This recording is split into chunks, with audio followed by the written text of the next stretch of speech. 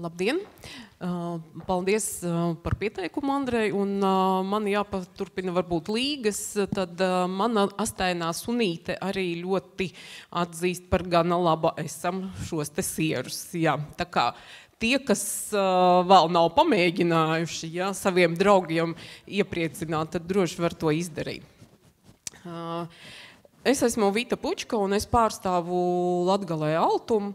Un Altuma vārds jau tika pieminēts vairāk kārtīgi, un man atliek tikai tā varbūt apkopot un ieskicēt, kas tad līdz galam tad ir tajā Altuma maciņā, portfelī.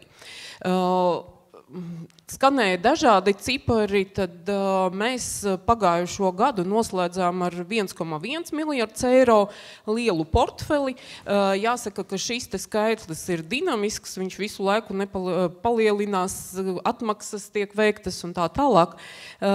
Bet pašķetināsim un paskatīsimies, kas tad tur ir iekšā.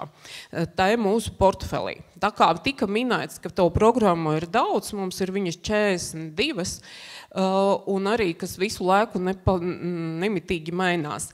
Tas portfelīts, ja mēs paskatāmies tās kabatas, viņš izskatās aptuveni varbūt šādi, un pamēģināsim, teiksim, paskatīties šodien sīkāk, kas ir aizdevumu garantiju sadaļā, kas ir aizdevumiem ar kapitāla atlaidi. Varbūt tikai šeit īsumā ievadā ieskicēšu, ka ja jūs tā kā esat gana ambicioziem plāniem, jums ir inovatīvas idejas un esat tādā straujā izaugsmes lēcienā, tad iespējas paskatāties arī uz iespēju kapitāla fondiem.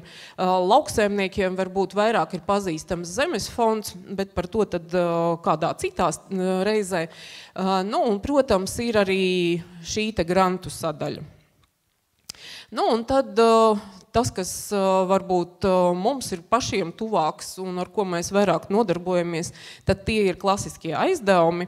Un jāsaka tā, ka tas mūsu klienta portfelis, kāds viņš izskatās, tas mūsu klients, viņš ir ļoti, ļoti dažāds.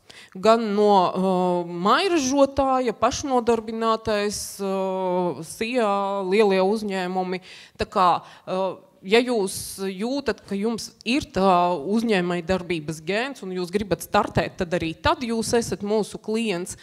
Tā kā tās iespējas ir daudz, un mēs tā kā mēģinam saprast vienmēr, kad klients atnāk, jums vienkārši ir jāatnāk un jāizstāsta sava ideja, sava vēlme, ko jūs gribat realizēt, un varbūt nav jāskatās tajās daudzajās programmās, kurai tad es atbilstu, no kuras es tad varētu saņemt to finansējumu.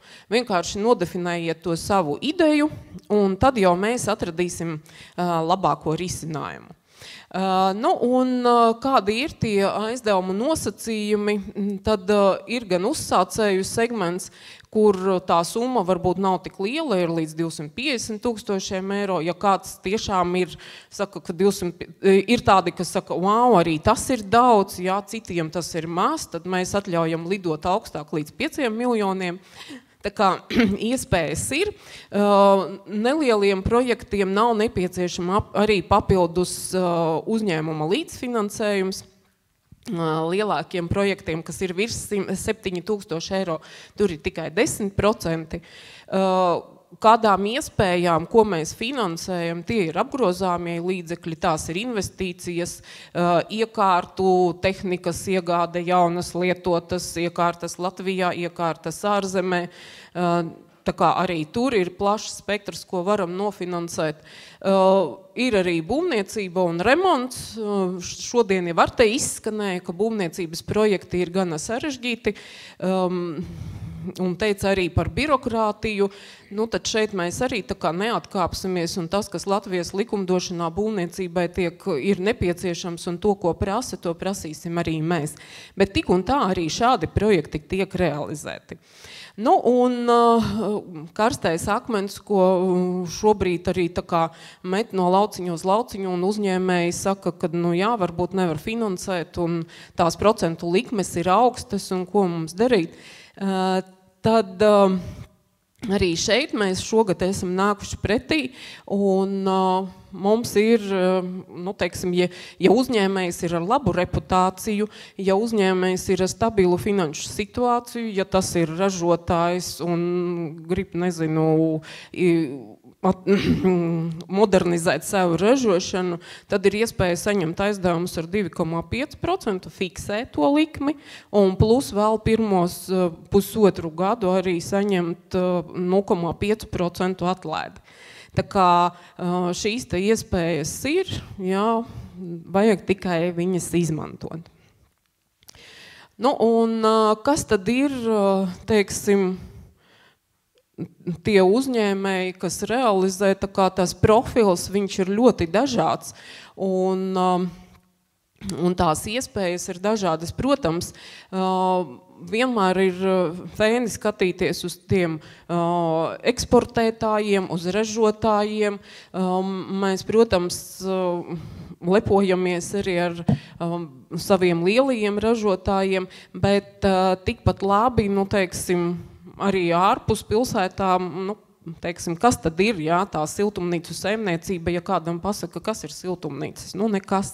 Bet, ja mēs paskatāmies tepat Ludzas novadā mežvidu tomāti, visiem pazīstami, Rimī visi ejam, jā, izmantojam, un prieks par to, ka tās jaunās tehnoloģijas un zinātne ienāk arī, nu, teiksim, šādā biznesā. Nu, un tika minēts jau šodien arī šis te mazais segments līdz 100 000. Šeit gan jāsaka, ka mēs netraktējam to tikai viena aizdevuma griezumā, bet saistību kopumā, kas attiecas uz altumu, respektīvi, ja jums ir 25 jau esošās saistības 1000 eiro altumā, tad līdz 100 000 tie būs 75 000 eiro. Bet tik un tā šai lauciņā jāsaka, ka pagājušā gada un arī šī gada sākumā Latgales mazie uzņēmumi izmantoja visaktīvāk šo te programmu, ja mēs salīdzinām ar citiem reģioniem. Tā kā šis ir tas lauciņš, vai tas ir labi vai slikti, ka Latgale ir aktīvākā mazajā segmentā. Es domāju, ka jā, kur bija man kolēģi apliecināja. Tā kā jo tas apliec, ja mēs vismaz radam darba vietu sev un 1-2 darbiniekiem, tas arī jau ir daudz un labi. Tā kā katram pašam, protams, ir jāizvēlās, cik liels viņš grib būt. Ja? Kur Līga minēja sākā ar 3, ja? Tagad izaug un izaug līdz eksportētājiem. Tā kā tika jau minēts, līdz 25 000 eiro, tad var saņemt aizdevumu bez nodrošinājuma, no 25 līdz 50 000 eiro ar komercķīlu, tad, ja to atļauj uzņēmēja darbības forma, un no 50 līdz 100 000, tad ir komercķīla un 10% privātpersonas galvojums. Nu, vēl viens stāsts no Preiļiem. Nebaidamies būt arī mazi un varam nodarbināt tikai sevi. Nu, jau 4 gadi atpakaļ, pirms Covida, mēs noticējām vienai jaunai, atraktīvai meitenei, kas pēc studijām Mākslas akadēmijā nolēma atgriezties un tomēr darboties Preiļos. Un šeit gan nav skaņas, bet viņa saka, arī Preiļos var strādāt, jo šeit ir internets. Tā kā šie te veiksmes stāsti mūsu ir pieejami arī mūsu mājas lapā, un tos var paskatīties. Tā kā darbojamies arī, nodarbinam sevi un atrodam savu nišu arī laukos.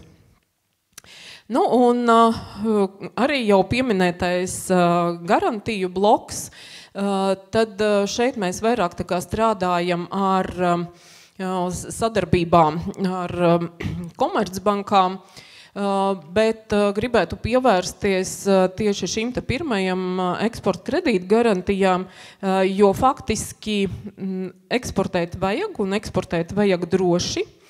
Un šī ir tā iespēja, kad mēs varam izmantot šīs te savas eksporta garantijas, lai mazināt šo te risku, ja mūsu sadarbības ārzemju partneris mums nesamaksā. Protams, tā ir laba prakse varbūt, un kad ļoti daudzi grib izmantot šīs te pēcapmaksas, jā, to var darīt, bet tie uzņēmumi eksportējošie, kas izmanto mūsu eksporta garantijas, viņi saka, ka viņi šo te garantijas cenu, jo šeit ir tāda kā apdrošināšana un ir cena, viņi ieceno sava produkta pakalpojuma cenā, un tad pircējam ir divas izbēles. Vai nu viņš maksā jums priekšapmaksu, tad ir viena cena, ja grib pēcapmaksu, jā, lūdzu, bet mēs iecenojam jums savu risku. Tā kā eksportējam un eksportējam droši, jo statistika liecina, ka 50% no nesamaksātajiem rēķiniem eksportētājiem ir tieši no ilgstošiem sadarbības partneriem. Tā situācijas ir dažādas, tā kā arī tad, ja jums ir ilgstoši sadarbības partneri, izmantojam šo te produktu. Aizdevumu un lauksaimnieku garantijas, mājokļu garantijas, tad tās ļauj saņemt Komercbankā aizdevumu pilnā apmērā kāda projekta realizācijai, ja ir nepietiekošs nodrošinājums, un realizēt šo te savu ideju. Nu, ir arī garantijas daudzdzīvokļu māju renovācijai, ja, un garantijas studiju un studējošo kredītiem. Valsts atbalstītas garantijas, tā kā aicinu nākošgad arī sākt studēt. Nu, un tāds varbūt tas, kas interesē visvairāk, vienmēr tā kā gribās, nu, vai ir tās kaut kādi granti, kapitāla atlaides, kaut kādi, kā man jautā, struktūru fondi, nu, tad ir, jā, mums ir pieejami aizdevumi ar kapitāla atlaidi. Šis gan nav portfelis, bet tā ir tā summa, ar ko mēs šobrīd operējam. Un kā pirmo es gribētu minēt uzņēmumu energoefektivitāti, tā kā par to nedaudz arī drusciņu vairāk. Daudzdzīvokļu māju energoefektivitātei arī ir pieejami granti, bet šeit gan jāsaka, ka jau 37% no pieejamā finansējuma ir tā kā norezervēti.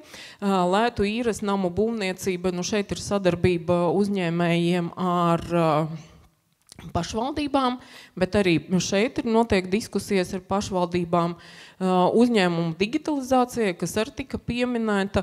Nu, šobrīd tā kā pieņemšana projektu nenotiek, bet tiek meklēts papildus finansējums.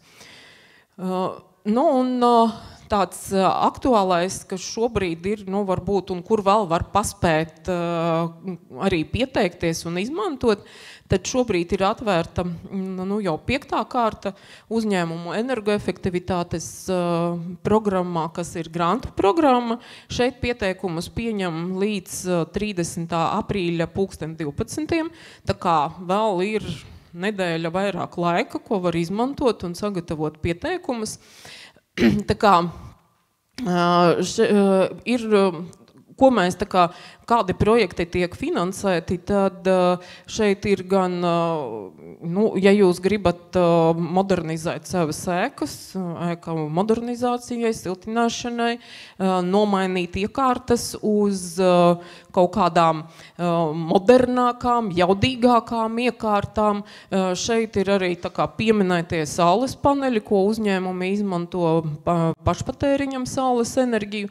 Tā kā šo te klāstu, ja jums kaut kādas lietas ir, kur jūs redzat, ka jūs plānojat kaut ko ietaupīt, modernizēt, uzlabot, tad var mēģināt vēl paspēt arī šai kārtā, vai varbūt arī sagatavoties nākošajai. Nu, un, protams, šīs ir arī pārstāvis, kurš tā kā izmantoja šīs te kapitāla atlaides programmas. Un tie ir uzņēmumi, kas domā par savu nākotni, uzņēmumi ar šīm te sava eksporta darījumiem. Tā kā, ja mēs gribam tā veiksmīgi startēt eksporta tirgos, tad, protams, ir jādara viss, lai strādātu efektīvāk. Tā kā izmantojam iespējas un ja ir tās idejas un ir veiksme un izdošanās, mēs esam šeit līdzās, te ir mūsu kontakti, nāciet, droši runājam, un nodefinējiet savu mērķi un savu ideju, tad jau mēs risinājumu atradīsim. Lai izdodās. Paldies! Paldies, Vitai!